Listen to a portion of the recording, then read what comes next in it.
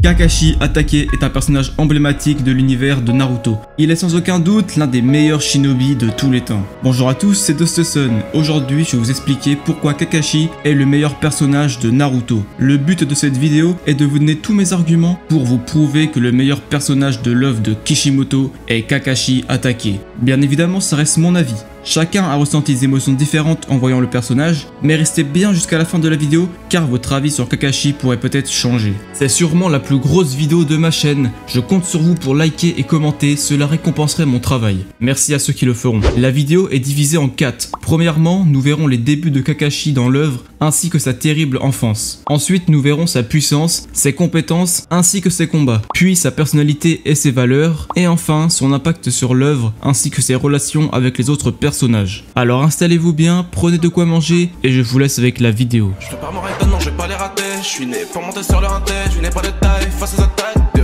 Kakashi Hatake. Kakashi est un personnage qui nous est présenté dès le début de l'œuvre, et plus précisément dès l'épisode 3 de l'anime. Au début de l'histoire, c'était le sensei de l'équipe 7, donc de Naruto, Sasuke et Sakura. C'est un personnage très mystérieux car c'est le nouveau sensei de Naruto et on ne sait rien sur lui, mais ça se voyait déjà que Kakashi était un grand ninja. On veut en savoir plus sur le personnage, surtout qu'à sa présentation, il n'a rien dit sur lui, si ce n'est son nom et son prénom, ce qui fait garder le mystère de sa personne. Et le fait qu'il porte un masque, je ne sais pas si c'est voulu, mais peut-être que c'est pour faire le rapprochement avec son côté mystérieux. Kakashi, c'est clairement le personnage qui nous introduit l'œuvre. Il nous a présenté le Sharingan, le dojutsu le plus puissant et emblématique de l'anime. La révélation de cet œil était d'ailleurs très stylée. Au début de l'anime, on n'a pas les infos sur Kakashi, donc lorsqu'il fait son épreuve des clochettes, on ne se rend pas bien compte de ce qu'il y a derrière cette épreuve. Pourquoi Kakashi était aussi dur avec l'esprit d'équipe? Et bien c'est avec ça que nous allons faire la transition sur le passé de Kakashi. C'est essentiel que vous voyez vraiment tout ce qu'a subi ce personnage pour vous rendre compte à quel point Kakashi est fascinant et super bien écrit. En plus, je ne suis sûr que vous ne connaissiez même pas vraiment l'histoire de Kakashi avant d'avoir vu cette vidéo. Durant son enfance, Kakashi était un génie. Diplômé Genin à l'âge de 5 ans et Chunin à 6 ans. Il fera équipe avec Obito Uchiwa et Rin Nohara, sous le commandement de Minato Namikaze. Et ce n'est pas rien d'avoir le futur 4ème Hokage comme sensei. Kakashi développa rapidement sa propre technique, le Chidori. C'est quand même un exploit de pouvoir faire ça aussi jeune. Kakashi est le fils d'un ninja renommé à Konoha et dans tout le monde shinobi, Sakumo Hatake, surnommé le Cro-Blanc de Konoha. Il éprouvait une grande admiration envers son père, mais un certain événement viendra casser cette admiration. Sakumo avait reçu une mission d'une grande importance. C'est pourquoi il devait absolument la réussir. Or, lors de cette mission, il a dû faire un choix entre sauver ses compagnons ou réussir la mission. Hélas, il choisit de sauver ses camarades. En rentrant, tout le village s'était retourné contre lui et il décida de se suicider. Kakashi n'avait que 10 ans à cette époque, il se retrouva orphelin. Désormais, il respectera les ordres et la mission, au détriment de ses camarades s'il le faut. Il a donc participé à la 3ème grande guerre ninja. À 13 ans, Kakashi fut promu Jonin. Il était déjà au même niveau que son sensei. À un moment pendant la guerre, Minato a dû laisser les commandes de l'équipe à Kakashi, car elle devait aller détruire le pont Kanabi. Une fois parti, des ninjas d'Iwa kidnappent Rin, et Kakashi, fidèle à ses principes, ordonne à Obito de continuer la mission. Cependant, Obito ne pouvait pas accepter d'abandonner une camarade à cause de la mission, d'autant plus que c'était sa crush. Il avait la même mentalité que Sakumo. Après avoir rappelé à Kakashi qu'un vrai ninja est un ninja qui sauve ses compagnons, il s'enfuit à la poursuite de Rin.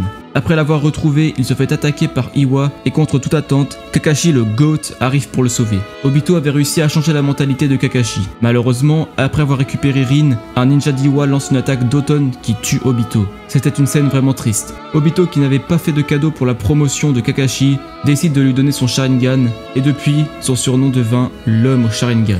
Mais ce n'est pas tout, Obito va lui dire quelque chose qui par la suite bouleversera complètement l'histoire. Kakashi, promets-moi de protéger Rin.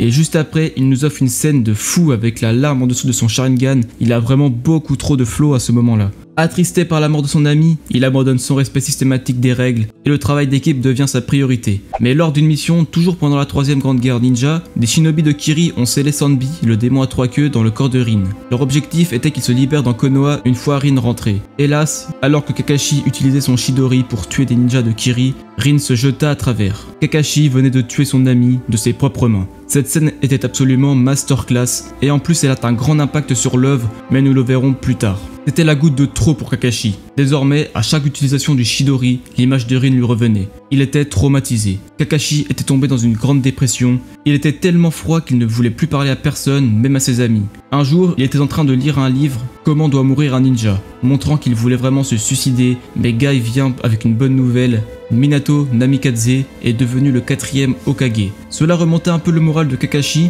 car son arrivée au poste de Hokage signifiait la fin de la guerre et de toutes les souffrances, comme il l'a dit sur la tombe de Rin. Hélas, il était toujours traumatisé, c'est pourquoi Gai Maito, le rival de Kakashi, expliqua tout à Minato, qui décida de faire rentrer Kakashi dans l'Anbu, les forces spéciales du Hokage, afin que plus tard il devienne son bras droit. Cette entrée dans l'Anbu marque vraiment un tournant dans la vie de Kakashi, et on le voit lorsqu'il jette son livre Comment doit mourir un ninja avant de rentrer dans les forces spéciales. Je suis désolé, mais quand je vois Kakashi en mode Anbu, comme ça je bande. L'ambiance de ces épisodes, elle était juste incroyable. J'adore vraiment quand c'est sombre comme ça. Rentrer dans l'Anbu a encore plus assombri Kakashi, car il devait sans arrêt tuer des gens. Il était un peu comme un robot effectuant mission sur mission. Il a même pendant une mission tué tous les adversaires, alors qu'il aurait dû en laisser un en vie pour récolter des informations. Minato, en voyant son ancien élève comme ça, essaya de l'aider. C'est pourquoi lorsque Kushina est tombée enceinte, il missionna Kakashi de la surveiller et de la protéger. En vrai les gars, faut quand même se dire que pendant 9 mois, Kakashi a dû rester à espionner Kushina, c'est une dinguerie. Ensuite, il a rien pu faire durant l'attaque de Kyuubi à Konoha, car les jeunes ninjas ne devaient pas se battre. Et comme vous le savez tous, Minato s'est sacrifié en scellant Kyuubi dans Naruto.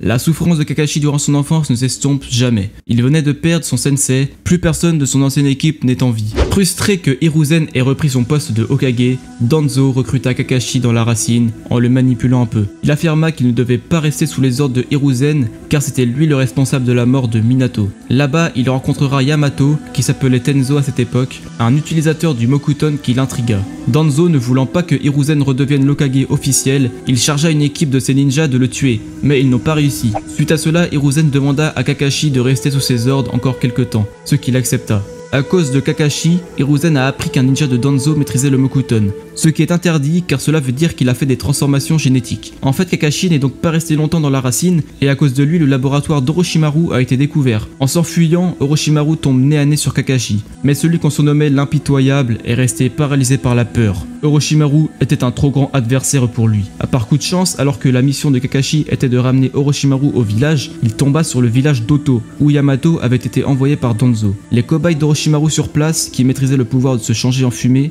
ont vite su que les deux étaient des ninjas de Konoha et ils se sont battus. Au final, Orochimaru, blessé, avait besoin du sang du clan de ses cobayes pour pouvoir s'enfuir grâce au pouvoir de la fumée. Et c'est ce qu'il a fait, la mission de Kakashi était donc un échec. Ensuite, il continua ses missions dans l'Anbu avec Yamato et par la suite Itachi. Mais Gai Maito, Kurenai et Azuma s'inquiétaient de plus en plus pour leur ami. C'est pourquoi ils ont demandé à Hiruzen d'enlever Kakashi des forces spéciales. Au même moment, Kakashi commençait à réaliser qu'être dans l'Anbu plonge les gens de plus en plus dans les ténèbres. Pour vous dire à quel point les missions de Kakashi étaient horribles, après le massacre du clan Uchiwa, Kakashi et son unité ont dû ramasser tous les corps. Après 10 ans à avoir été dans l'Anbu, Hiruzen change Kakashi de poste et le place instructeur de Genin. Il a recalé 2 équipes de Genin car il n'avait aucun esprit d'équipe. Pour lui, c'était une valeur que ses élèves devaient absolument avoir. Il n'y allait pas de main morte avec eux. Il y avait toujours les ténèbres en Kakashi. Plus tard, les anciens élèves qu'il avait recalés sont revenus lui parler pour lui dire que grâce à lui, ils ont changé et ils lui en sont reconnaissants. C'était l'une des premières fois où Kakashi ressentit de la joie depuis la mort de son père. Les prochains Genin que Kakashi va tester, c'est Naruto, Sasuke et Sakura. Hiruzen les avait choisis avec soin. Naruto est un cancre comme Obito, Sakura est futé comme Rin et Sasuke est surdoué comme Kakashi. La formation de sa nouvelle équipe est ce qui éliminera les ténèbres en Kakashi. Il en aura fallu du temps pour qu'il sorte de sa dépression, mais il faut aussi remarquer que ses amis y sont pour beaucoup. Que ce soit Kurenai, Azuma ou Gai, ils n'ont jamais lâché Kakashi.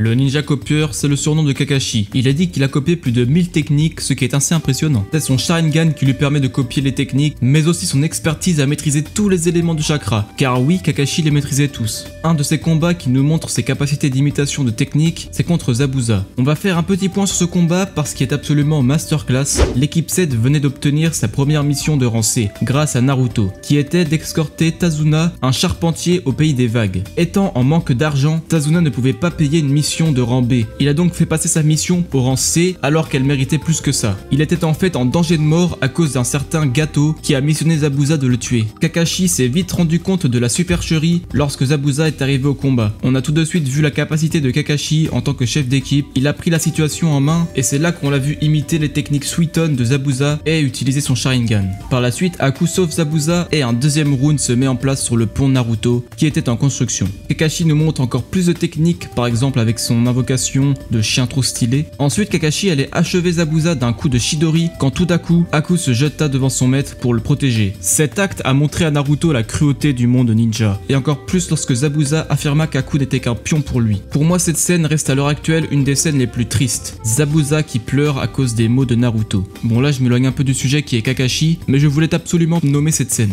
À la fin de la mission, Kakashi joue son rôle de professeur et explique ce qu'est la vie de ninja à ses élèves en utilisant celle de Zabuza et Aku. Grâce à cet arc, on a eu un aperçu des compétences de Kakashi, mais il était bien plus fort que ça. Déjà, son intelligence a été comparée à celle de Shikamaru, ce qui n'est pas rien. Son odorat est aussi développé que Kiba, ce qui fait que Kakashi est absolument polyvalent. Il peut être chef d'équipe, il peut faire des missions d'espionnage, de repérage, d'assassinat, etc. Kakashi maîtrise aussi le Raiten violet qui est très stylé. Dans le databook, il a 4,5 en taijutsu et en vitesse, car oui, Kakashi est aussi polyvalent dans ses techniques. Il est capable d'ouvrir au moins la première porte, ce qui n'est pas mal du tout pour un ninja qui ne s'entraîne pas à ça. De plus, Kakashi possède 5 en technique de saut, donc le Fuinjutsu, ce qui est surprenant, mais c'est vrai qu'il a entravé le saut maudit de Sasuke. Et la technique la plus puissante de Kakashi, le Kamui, qui est accessible grâce à son Mangekyo Sharingan. Le Kamui est vraiment beaucoup trop cheaté, il permet d'envoyer littéralement tout objet ou matière, même vivant, dans une autre dimension. L'exemple parfait, c'est lors de son combat contre Deidara, où il a réussi à lui couper le bras. Mais il l'a encore mieux utilisé pendant la 4ème grande guerre ninja, où même Madara en a eu besoin pour aller retrouver Obito dans l'autre dimension. Mais heureusement, Naruto, grâce au pouvoir de Rikudo, a régénéré son œil.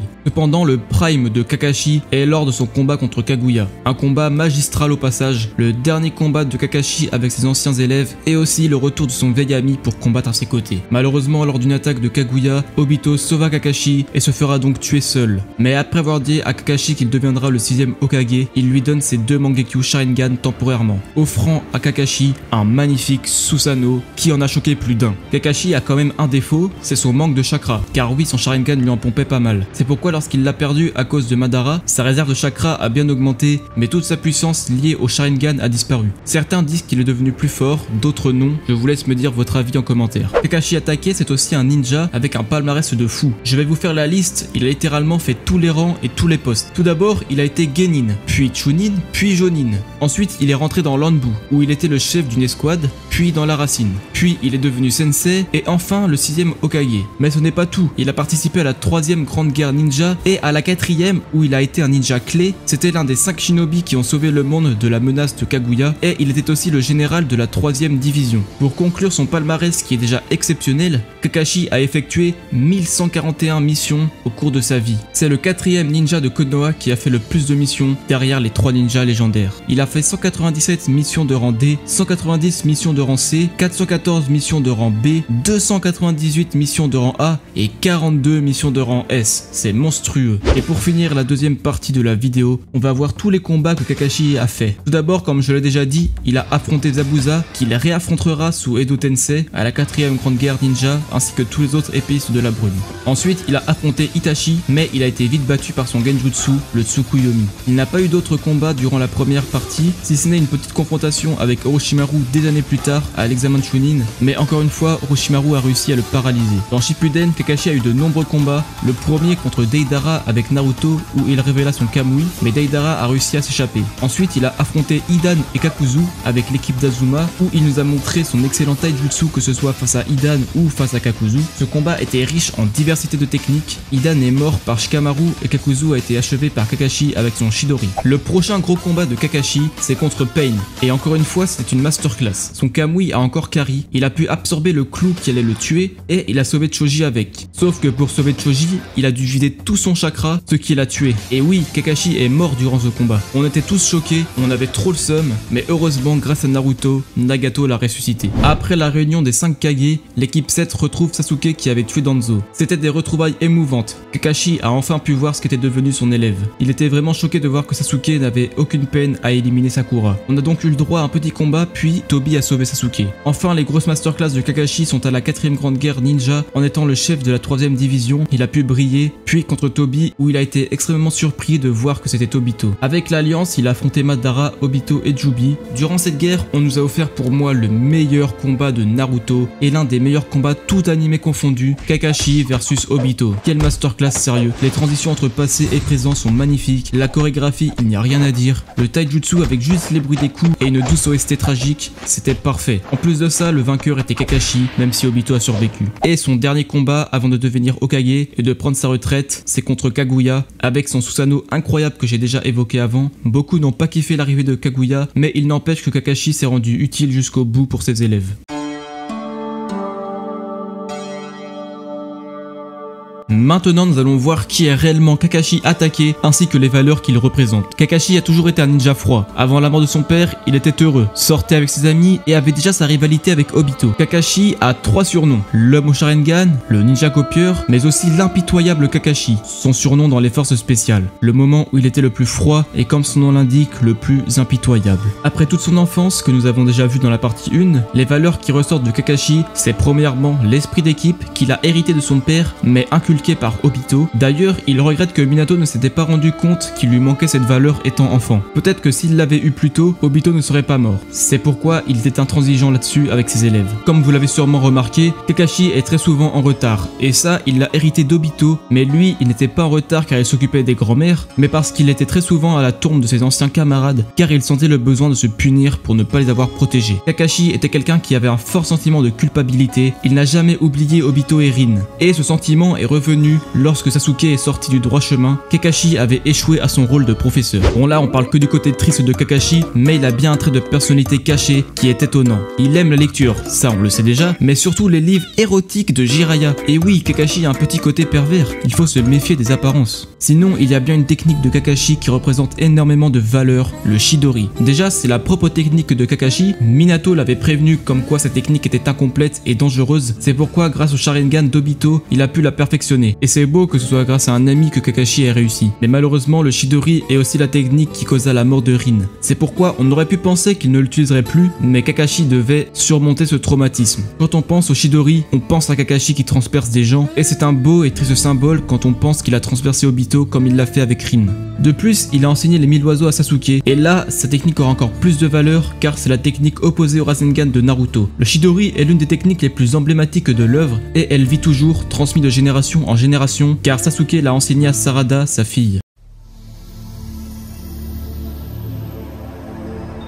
Kakashi, attaqué, a développé beaucoup de relations avec d'autres personnages. Certains ont changé considérablement le cours de l'histoire et on va en voir quelques-unes qui sont vraiment très intéressantes. Une relation vraiment passionnante, c'est avec Gai Maito. Il était le rival de Kakashi, même si celui-ci ne le prenait pas de la sorte. C'est lui qui le sauva de sa dépression, car tout d'abord, il informa le 4e Hokage de la douleur que ressentait Kakashi. C'est aussi grâce à ça que Minato choisit de le mettre dans l'Anbu, mais comme Kakashi s'assombrissait encore plus, Gai demande à rejoindre les forces spéciales après la mort de Minato pour être avec Kakashi. Mais bon, il n'est clairement pas fait pour ce poste, Gai serait incapable de tuer des gens. Avec Azuma Kurenai, il a persuadé Hiruzen d'enlever Kakashi de l'Anbu, ce qu'il a accepté. Gai c'est vraiment un énorme soutien pour Kakashi. Quand il devait devenir le 6e Hokage, après la mort de Danzo, Gai l'a défié une dernière fois en duel, et après la victoire de Kakashi, il remercia Gai d'avoir toujours été à ses côtés. Leur rivalité apporte aussi un côté comique à l'œuvre, Gai c'est vraiment un bon personnage. Dans l'Anbu, il a développé de nombreux liens, notamment avec Yamato, comme je l'ai déjà dit au début de la vidéo. Kakashi avait découvert cet homme mystérieux qui maîtrisait le Mokuton quand il a rejoint la racine. Ensuite, il a développé des liens avec lui lorsqu'il devait ramener Orochimaru à Konoha. Après ça, Yamato a reçu une terrible mission de la part de Danzo, éliminer Kakashi pour récupérer son Sharingan.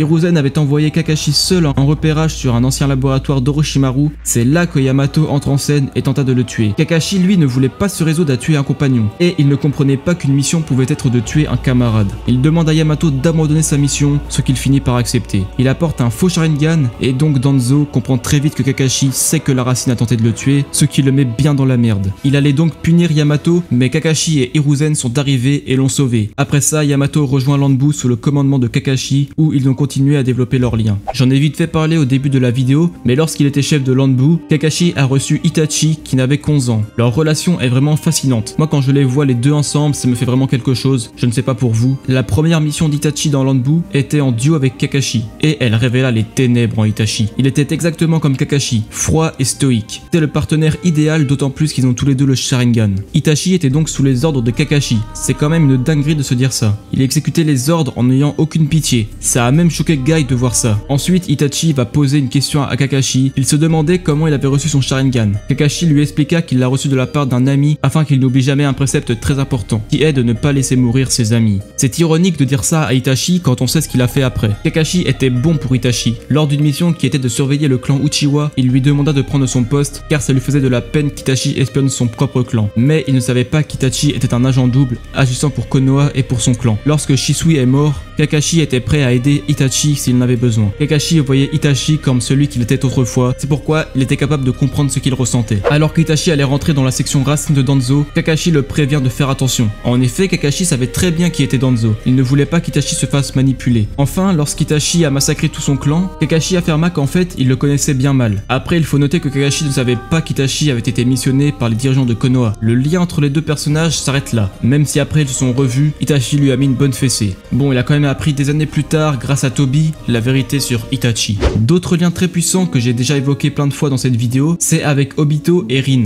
Rin représentait pour Kakashi et Obito le lien entre deux. Et on le voit plusieurs fois, c'est très bien représenté. Comme on le sait tous, Kakashi a tué Rin sans le vouloir. Mais il l'a fait sous les yeux d'Obito, qui est devenu complètement fou. L'acte de Kakashi a créé l'antagoniste principal, car c'est Obito qui est à l'origine de tout, que ce soit la création de l'Akatsuki, l'attaque de Kyuubi à Konoha, ou la 4ème grande guerre ninja. Même si en réalité, il avait été un peu manipulé par Madara et Zetsu. Mais faut quand même dire que sans la mort de Rin, rien de tout ça existe. C'est pourquoi le lien de Kakashi avec Rin et Obito est primordial pour l'histoire de Naruto. Et je vais parler d'un dernier lien, c'est celui avec son équipe bien évidemment. Kakashi a été un bon sensei pour Sakura, Sasuke et Naruto, même s'il s'est fait voler ses élèves par les 3 ninjas légendaires miskin. Il a appris à son équipe plusieurs enseignements. Premièrement, l'esprit d'équipe. Ensuite, la maîtrise du chakra quand ils ont dû monter les arbres. Puis, il a appris à Sasuke le Chidori.